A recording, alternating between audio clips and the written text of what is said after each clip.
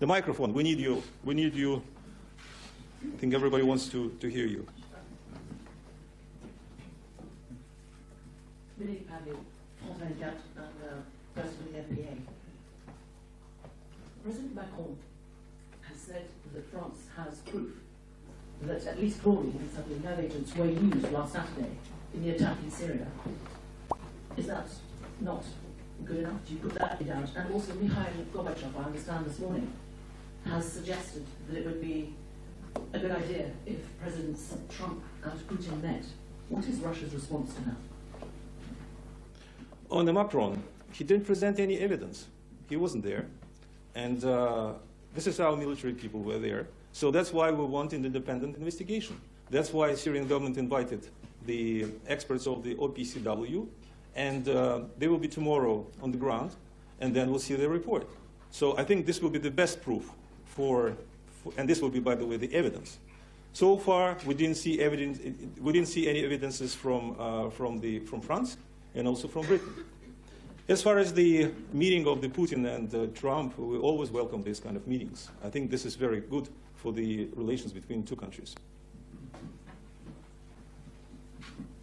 Any? Just the first row. We'll go. I'll answer all the questions. At least to try. From the Independent. Can I just clarify something with you? Do you think the risk, the possibility of armed conflict is any less now than when President Trump tweeted first of all about results coming, or do you think that possibility remains the same, i.e. there will be military action, whatever happens? And can I clarify something else with you? You're talking about the provocation allegedly carried out by the opposition in Ghouta. You mentioned the white helmets and the Alternative for Human Rights. So you're saying they were responsible, but I noticed you didn't mention Jaish al-Islam in that at all. So you have told them of any provocation. Well, I'll be happy to brief you in all the activity that are taking place. But why I mentioned the white helmets, because the white helmets are supported by the British government. They are giving them money.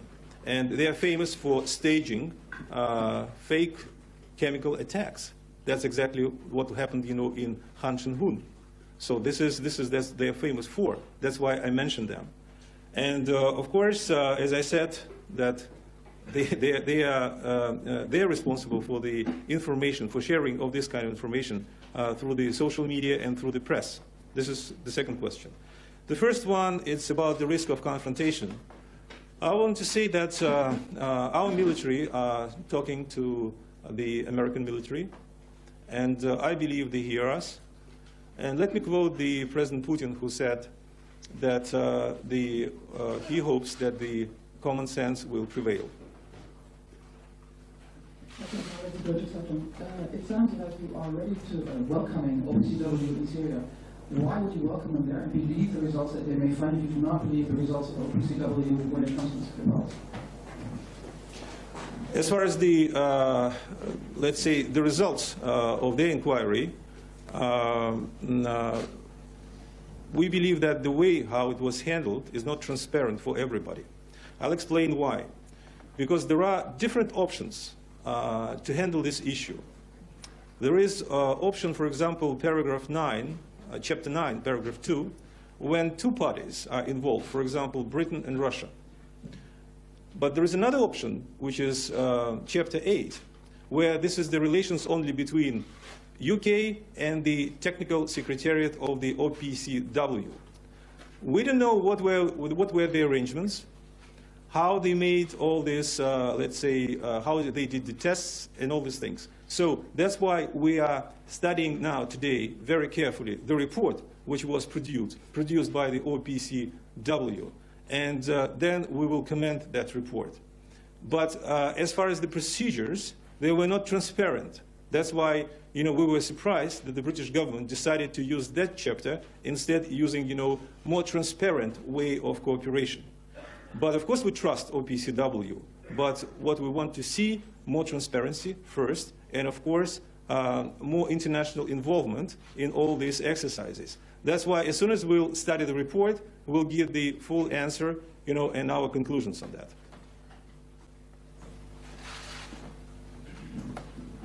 Tian from CCTV China Central Television. My question is, you said that OPCW report is untransparent to you. Does that mean what did you say, the OPCW report? Louder, please. It's not transparent to you. Does that mean you still haven't got any report? I didn't say that the report is not transparent, because we got the report. The procedures, the arrangements between the OPCW and the British side wasn't transparent. You see the difference? My question is, did you get any report from about the result of the OPCW? We got it yesterday. It's quite thick, and we're in the process of studying it. It was reported from the media that they didn't name the name Novichok. Is that in the report or not? Well, as I said, of course, in the media there are so many, let's say, descriptions of the Novichok, A234. Let's study the report, and then we'll see. So we just got it yesterday, and as soon as we'll get the full report about our study, we'll tell you. By the way, China is the member of that organization. Yeah, so you can get this from your government, because you know it's available for the governments. Yeah.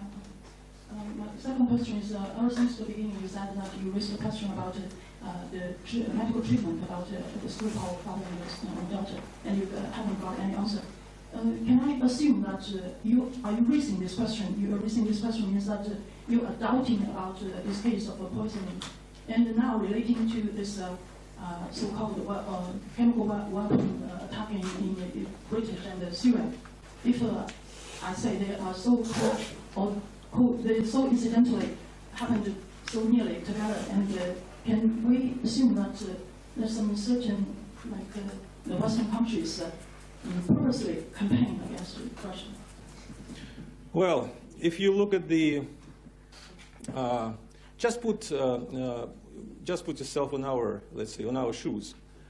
We don't have any information about the investigation. We don't have any consular access. We don't have official replies from the British government. Everything what we have is the media stories with the leaks, with a reference to some authorities, either Foreign Office or the Scotland Yard. You know, did you meet anybody like I hope that there should be some kind of a spokesman, you know, from in the Foreign Office, in some other places, who just meet the journalists or meet us and explain what's happening. They don't exist, because, you know, everything what we have today is the leaks. So it's a full absence of the information, and what kind of conclusions we have to draw out of that? So we don't have anything. The British side is not transparent. And by the way, why this case is political, they're violating international law. And that happens more than a month. So this is the question of the credibility of the British government, how they are fulfilling the international obligations. And that's being followed by the really wild anti-Russian campaign in the press and the statements by the British authorities. So what kind of conclusions we have to make? So that's the major problem for us. And what we're trying to do, we're just trying to get the answers. And by the way, I would strongly recommend to read that report we produce. You will see the numbers of the notes when we send them, you know, what we ask the Foreign Office, what were the answers, or actually no answers at all, what are the questions which are left unresponded. So no transparency. And what kind of conclusions we have to make. For us, it's quite strange, to put it mildly. Thank you.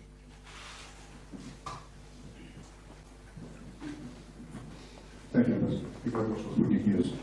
Why are you not satisfied with the possible statement on behalf of US people? Are you still insisting on meeting her face to face, or would you be satisfied with the video conference with her for you to hear her in person to say whatever has been reported in the media as a statement? Or would you be satisfied with their statement in Russian, in her handwriting, of maybe notarized by her signature notarized properly, so that that will satisfy your demands for consular access?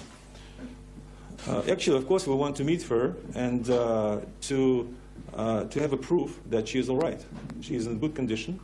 In her letter, which was allegedly presented on her behalf by the Metropolitan Police, was said that nobody is talking on my behalf.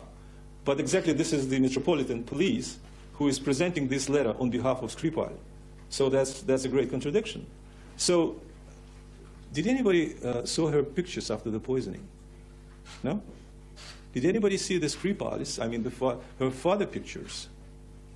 Did anybody hear the voice of these people? More than a month. What's happening in this country? Are they isolated? If they're all right, why not to arrange something, meeting with you, by the way? Why nobody's calling for this meeting? There are more than 100 people here. Not a single British journalist put a question, I want to meet Mrs. Skripal. Not a single person. Did you ask all these questions? What's happening in this country where media is supposed to be free? I think this is the answer. It's quite good intelligence if you know what British media do requesting the local... No. We'll wait. We'll go like that. I'll give you the floor. With a microphone. Everybody should hear you. Okay, who is next? Libby Vina, ITV News. Oh, just put the microphone. Libby Vina, ITV News. Yes. Your presentation regarding Tony Blair is very clever, but isn't it the truth that you're actually protecting a war criminal, President Assad, who's used chemical weapons on his own people and has been confirmed by the UN repeatedly? And isn't it the case that you, this week, vetoed a resolution of the UN? You were the only country, along with Bolivia, that vetoed a resolution that would have allowed the UN to go and inspect Duma. What happened there? Well, I didn't compare Assad with Tony Blair. You did. Sorry about that. But what I want to say that I'm just leaving aside, your statement. For us, it's very important. First of all, Assad was elected by his people. This is first. And he is the only legitimate president which exists today in Syria. That's for the record. This is first. Second, as soon as the conflict will be settled, there will be elections in Syria. Today, Syria is busy with the writing a new constitution. This is exactly what the United Nations Security Council resolution specified. And the next stage will be the elections of the president. So this will be the voice of the Syrian people that will take the decision. So that's exactly what we want, and this is exactly what the international community wants. So as far as Syria is concerned, this is the case. What was the other side? Why did Russia veto? Veto the resolution. Now Okay. to investigate what happened to do. You say you want to cooperate. Mm-hmm. You vetoed the resolution. I'll tell you why. There were actually 2 Russian drafts and 1 American. Why we vetoed the American draft? Because the American draft proposed to settle the new mechanism of investigation by the OPCW. But the major problem with this draft was that everything what was proposed, that was the old way of investigation.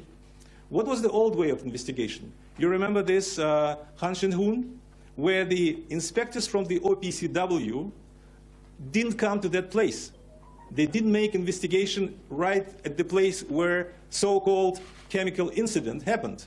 They preferred to stay where? In Turkey. Get some kind of a remote access to the facts. So basically, we didn't have the chain of custody which is supposed to have. And the Russian proposal was very simple. We want the inspectors to come to the place, take the samples by themselves, and in this case, we believe that that mechanism will be efficient. But that's exactly what the Americans didn't want, and that's why we said that that proposal is not sufficient for us. It absolutely doesn't help, the transparency, and that's why we vetoed that resolution. But I'll tell you why the UK veto, together with the US, vetoed 2 Russian drafts. Both of them were very simple. We were calling for the independent mission from the OPCW to go to Duma and to investigate that so-called chemical case. And that's why the US, UK, and France vetoed that resolutions. And the request was very simple. Come to Duma, investigate, and bring to the attention of the Security Council the results. My question, why these countries vetoed that resolutions? And I'll tell you that why. Because they didn't want that investigation. Because it's so easy to state something here in London, or in Washington, or in Paris, without any evidence, without any proofs.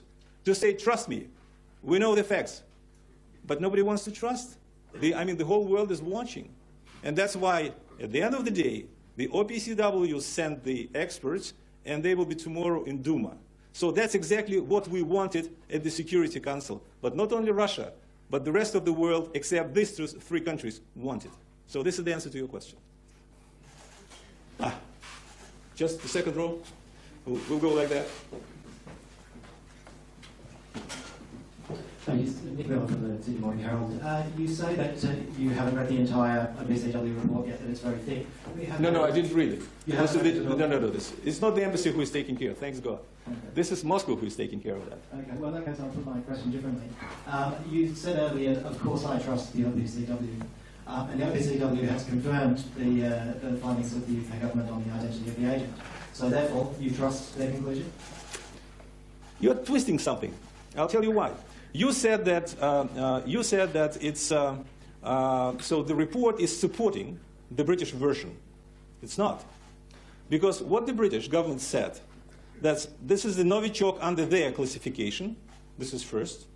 It was produced in Russia, brought by Russia, and all the consequences. Let's put it this way. But the report confirms that it was some kind of a nerve agent or something toxic, but the report never said the origins of that, let's say, poison. It means that report never confirmed that it was in Britain, made in Britain, or in Russia, or in the United States, because as you know, that the statement of the head of the Portland lab, you remember that. I'm quite sure that you read very carefully the statements that I made here. He said that it's impossible to, let's say, to check, or at least to make a conclusion, where it was produced and what it was, which country was the source of that. So actually, you know, it's, the report is saying nothing about that. So basically, just part of the statement, or the UK statement, is supported that it was, as I understand, some kind of a nerve gas or something. You know, I'm not very specific on that because, you know, I didn't see that report. But the second part wasn't supported, and it couldn't be supported because this is just the opinion of the specialists. And that's why, in this case, all the statements that were made by Boris Johnson, you know, and some other people, they're simply not correct. Just please make the distinctions, what was said here and the reports which were produced by the OPCW. Don't twist the meanings, because, you know, the report never supported the British version. It should be clear. Despite the fact everything that you read in the newspapers, it looks like that, but it's not. Okay, the second row, ladies. Hi, from ARD German TV. There are new reports that actually the UK has released classified intelligence, and it says that Russia has been spying on the Skripals for about 5 years. So what's your explanation for this spying? I'll tell you, big surprise. What's big surprise? Big surprise, you know, the person, you know, it's, you, by the way, you can read this, you know, the whole story about him, about the Skripal. You know, he was released from Moscow. He was kept to come. And how you understand, you know, what kind of spying you need? You know, just, I simply don't understand, you know, how it could happen. And if somebody was spying, why the British services were not complaining about that? Because they always complain if something goes wrong in their country or somewhere else. We didn't hear any signs, any applications from the British side that they are not happy the way Skripals are living in the Salisbury. Then let me quote just the second part. Yes? Apparently, Russia tested the nerve agent before whether door handles could be used or not. It's not an official version, by the way. Did you hear official statement from the British authorities that this is the last version? Yes. From whom? Max said it from the National Security Advisor, Mrs. May said that. Where did he say? He sent out the letter to Mr. Scholz about what has been published today. Sorry, I didn't see this, but at least we have one version which is official. But what about the buckwheat? What about the car? What about the ventilation? Officially published by the British government today. Good. My question is why, since they are the Russian citizens, why they didn't send this version to us? Huh? Good question. They are the Russian citizens, and they are writing to the German representatives instead of writing to us. It's not the right way how the serious people should handle these issues, but I'll definitely read that kind of letter. Where it's published? Different media. Different what? It's very vague. There's some, there's Guardian. Okay. Could you send me the copy which you believe the most reliable and the most? I'm just here to ask questions. Yeah. I was wondering if you could give an answer to it. But you are not giving the details. I didn't see the statement. Well, if you want to, we can send you the link. I appreciate that because, you know, we'll definitely ask the British government. That's okay. Okay, but I dn't see this because, you know, I was preparing for this press conference. Good. So we'll study this, and definitely we'll ask the British government, comments on that. Ambassador, James Robbins from the BBC. Just a little bit louder for the others. Sure, of course. James Robbins from the BBC. May I just quote to you a short passage from this letter, which is from the National Security Advisor, Sir Mark Sedgwick, to Jens Stoltenberg, the NATO Secretary General, and it's been published widely and openly. In the letter, the National Security Advisor of Britain said, during the 2000s, Russia commenced a program to test the means of delivering chemical warfare agents and to train personnel from special units in the use of these weapons. This program subsequently included investigating ways of delivering those agents, including by application to door handlers. Within the last decade, Russia has produced and stockpiled small quantities of novichok under the same program. I mean, do you admit that that is what has happened? And may I separately ask you, because it's important, about Syria. Your foreign minister said this morning that Russia has irrefutable data that this was another staged event, and the staging was done by the special services of one of the countries that has been at the forefront of the anti-Russian campaign. Now, you've talked about this morning. Are you saying, by your remarks about the white helmets and their association with the United Kingdom, are you saying that it was British special forces that staged the chemical weapon poisoning? I didn't say that. Don't twist my words. What I want to say is that we don't have any evidence. We want OPCW to come to the place, to the ground. And I just want to say that the source of that fake news, fake information, was the white helmets. That's it. That's exactly what I said. And I think during this weekend, we'll learn what happened. But just, if Russia has irrefutable evidence that special forces were involved from one of the three countries in the forefront of possible military action, if you have irrefutable We didn't say that. We didn't say that. Don't twist. No. Yeah, I didn't see the statement. Just don't misquote my minister. What I want to say is that we want to see the facts. The people came from the OPCW, and they will publish the report. I think BBC will be happy to have this kind of report, and then we'll see the real evidences, which are supported by the international organization, not something that is just circulating in the press. Coming back to your first question, I just want to reiterate that Russia never produced, Russia stopped any chemical programs in 1992. That was made officially. In 2017, we eliminated all the chemical weapons. By the way, the United States are planning to do this, we'll see, in 2023, just for the record. So basically, we didn't produce novichok, we didn't store this. Novichok, so-called under the Western classification, was never in our military forces. So this is the fact of life. And all these allegations around, that we produce something or something like exactly how we were quoting, it has nothing to do with the reality. So this is my answer. Gentlemen, don't move, because it's the microphone. The microphone is not happy. Thank you very much, Mr. Ambassador. Shinya Abe from Tokyo Shimbun, Japanese news media. Yeah, back to the contact between Washington and Moscow. You mentioned that there's a close contact between Russian military and U.S. military. I said they are talking to each other. Yeah, they are talking to each other. Don't twist my words. Just I don't need interpretation. Just use exactly what I said. Okay, so they are talking at this moment. Not at this moment. They're talking in general. They're talking in general. Yeah. Okay. Then how about the White House and Kremlin? Well, yesterday I think I remember reading some articles about Russian officials saying something like, the hotline is active between Kremlin and Washington. So can you confirm that there was any conversation between Mr. Putin and Mr. Trump?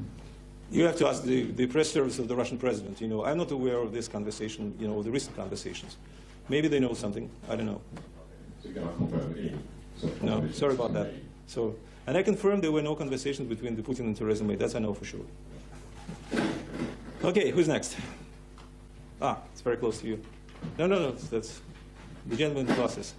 Thank you. So my name is James Yano, I'm the Japanese managing professor. So I want to ask about novichok. So as you know that novichok is binary weapon. Novichok is binary weapon and made from the mixing the two precursor, the component. So do you think that the stockpiling and producing the precursor is violate any international law like CWC? It's a good question because, as I understand, first of all, we have to understand what novichok means, because the people in the important down, they understand what it means. For us, we'll get this understanding after the report of the OPCW. This is first. Second, nobody answered from the report and down whether they produced the Novichok or not. Somehow the head of the lab, as I understand, he just missed this in his interview. So, and we asked this question officially. You will find this in this book. We asked the officially the Foreign Office whether they produce or store Novichok. Because, you know, in order to treat the people, you have to get the antidote. And the antidote should be done on the basis of the chemical weapon. So that's another question that we posed to the Foreign Office and didn't get any answer. So we're looking for the answers on that, on the very specific issue. And you're right that you're asking this question, because this is exactly the same question we asked the Foreign Office. Thank you. Thank you. My name is Marianne from Macau Moscow. I have 3 questions, if I may.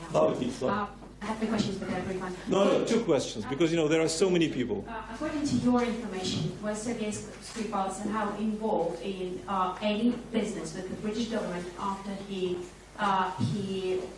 came to the UK? So was he working for the British government or any other government? And the second question, in case Yulia Skripal will give her press conference and she will say that she's looking for a political asylum, and you will see her giving the press conference, what would be your or Russia's next steps? And the tiny one, is that true that in case of the military escalation in Syria, Russia will be fighting against American and against United Kingdom? So we will be involved in the military conflict. Russia will be involved in the military conflict against UK and America. Thank you. The third question, hope not. It's very simple. As far as the political assignment, she is a Russian citizen.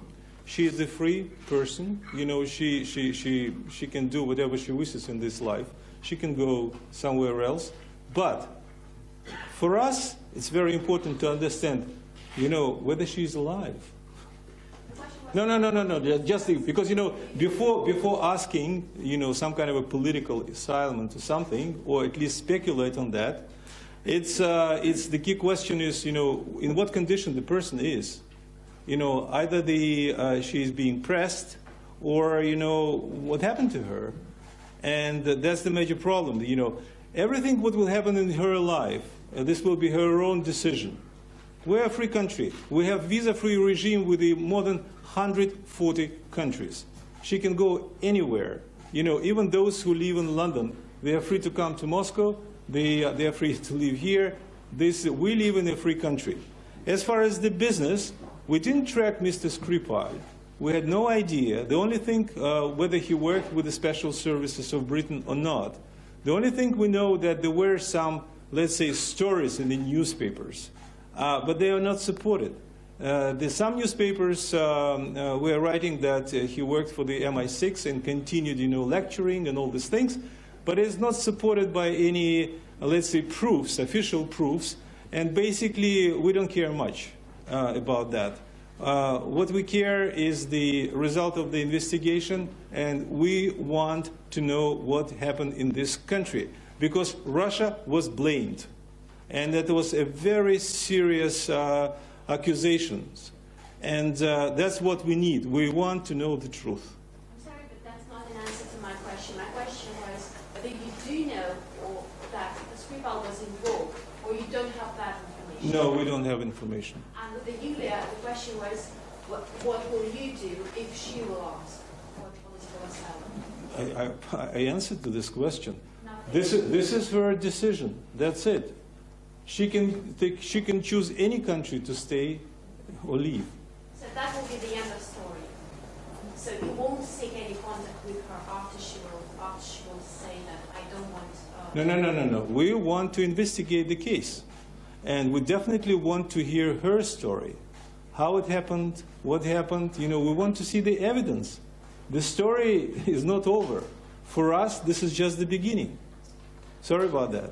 We want to have a full-fledged investigation, because Theresa May said that Russia is behind this poisoning. And we want the evidence first, and we want to understand what happened here, who did it, because we believe that we didn't do this. We're sure in that. So the key question, who did this? To the Russian citizens. Because we, as a state, have to protect their rights. And they are our people. Like the British, you know, the people of the British government. So it's very simple. Please. Catherine Bilkman Times. The British government believe that Russian-made Novichok was used in Salisbury, and they believe it came from your military facility in Shikani. Couldn't you just put this to rest by inviting the OPCW into Shikani? What I want to say is that we didn't produce Novichok. We never had it. That's official position. By the way, we still don't have the official position in that case from the Porton down. That's why we didn't store this so-called agent, and we never had this in the military, I mean in our army. So this is the answer. By the way, I'll tell you that probably this will be quite interesting for you, that today Russia is going to send an official request to the United Kingdom under Article 9, Paragraph 2 of the Chemical Weapon Convention. So this will be quite an interesting development. For those who didn't read the convention, I just want to quote certain things. It wouldn't take long. Without prejudice to the right of any state party to request a challenge inspection, state parties should, whenever possible, first make every effort to clarify and resolve through exchange of information and consultations among themselves any matter which they cause doubt about compliance with this convention, or which gives rise to concern about a related matter which may be considered ambiguous. A state party, I'm quoting still the convention, which receive a request from another state party for clarification of any matter which the requesting state party believes causes such a doubt or concern, attention, shall provide the requesting state party as soon as possible, but in any case not later than 10 days after the request, with the information sufficient to answer the doubt or concern raised, along with an explanation how the information provided resolves the matter.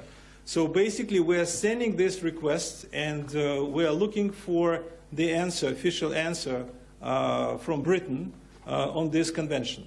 So basically it's a very serious move on our part, and we want to see the answer, official answer from Britain on that matter. So it will be sent today. So this is partially the answer to your question. I'm sorry, you haven't answered my question at all. If you've never made Novichoks and you have trust in the OPCW, why not simply invite them into the facility where the Novichok is believed to have been held? I mean, the transparency is a very important thing, of course, but there are some rules on the OPCW, and these rules are very important. And we today on the stage of the Chapter 9, Paragraph 2, and we want to see the facts. It's not about Russia, because Russia didn't produce.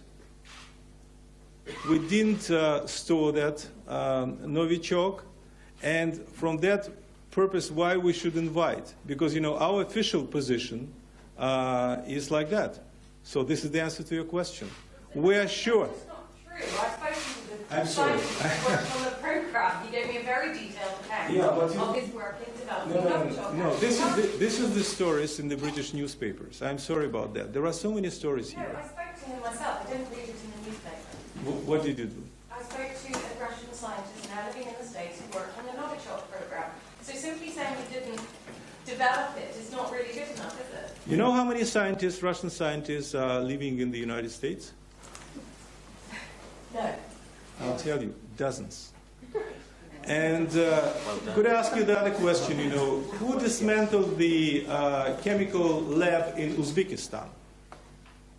The former Soviet Union. No, it's very serious, because that was the United States who dismantled all the equipment, took all the papers, And that's why the first publications about Novichok appeared in the United States. The latest one was in 1995. So basically all these people you're referring to, they are creating different stories. We respect their point of view, but this is not an official point of view. I wouldn't encourage you, I would suggest, just to stick to the official versions. I respect the views of the scientists, but there are so many of them. Like the same like the British press, you have so many different versions. We're happy to read them, but it's nothing more than that. For the Austrian news magazine. Just a little bit louder, because everybody wants to hear Mr. you. Ambassador, I think we all would like to get to the bottom of the facts on these cases, and it's of course very complicated because this was, if Novichok was produced in Chicago, it was not openly produced. So, there's word is standing against word. The National Security Advisor of the British government is not, it's difficult for us as journalists now to think that he's just blatantly lying. And it would be very difficult for us to think that you are lying on this subject. So I wonder if you think that there's a possibility that you have not been told about everything that is happening in Russia. Believe me, we know what's happening in Russia. Sorry about that. We know, for sure. And we stated officially that we terminated the chemical program in 1992. We're going to leave that press conference there for the moment. That was the Russian ambassador to the UK, Alexander Yakovenko, delivering a press conference in central London, addressing two separate issues. Firstly, the nerve agent attack on the Skripals that took place nearly 6 weeks ago. He says all Russian requests for information have been ignored. He's accused the UK of abducting the Skripals and destroying evidence. On Syria, chiming with the Foreign Minister Sergei Lavrov, he says no traces of chemical substances have been found in Duma, and if military action is taken, it will be in violation of international law. Well, our correspondent Lisa Holland is in Moscow.